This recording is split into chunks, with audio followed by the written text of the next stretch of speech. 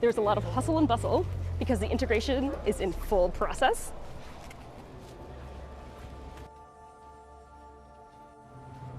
Just look at NASA's James Webb Space Telescope. Its gold mirrors are definitely its most stunning feature. And yeah, that's real gold. Humans have a long history of searching for gold and using it in their most prized possessions.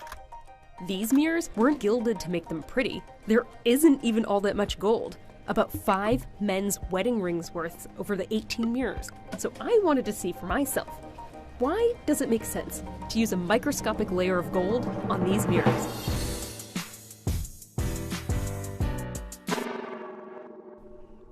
So our everyday mirrors tend to use silver or aluminum as their reflective material.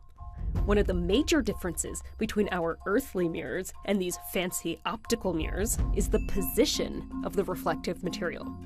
Look at the side of this small mirror. It has the glass in the front and the metal coating behind it. That glass actually traps a tiny amount of light and creates what we call a ghosting effect. So the clearest reflection that we can actually have has the metal coating on the front.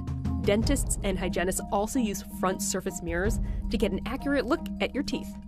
The position of the reflective coating might make a sharp observation, but the kind of metal also matters too. There are a couple of reflective materials that really excel at reflecting infrared light, which is how Webb will observe. Aluminum reflects 85% of that wavelength of light, silver up to 95%, and gold up to 99% of all the infrared light that it encounters. But gold is special, and I can show you using the rings that I typically wear. This one is gold, and this one is made out of silver.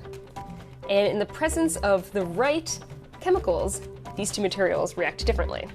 I think actually it's a little easier to show kind of all of this with this spoon. My mom surprised me by pulling out this whole tub of silver. Not tub, it came out of a box. So I'm able to demonstrate sort of on a bigger surface here how silver can react differently using an egg.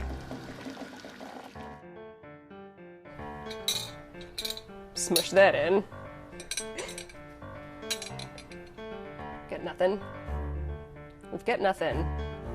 So what we have is a really fast reaction between the sulfur in the egg and the silver, and it creates a new thin layer on the spoon of silver sulfide. Silver might be great at reflecting infrared light, but it tarnishes so easily. Not only does gold reflect more infrared light, but it is also one of the most unreactive metals. It is too durable to oxidize and decay in space, and it is certainly Webb's best chance at seeing the cosmos.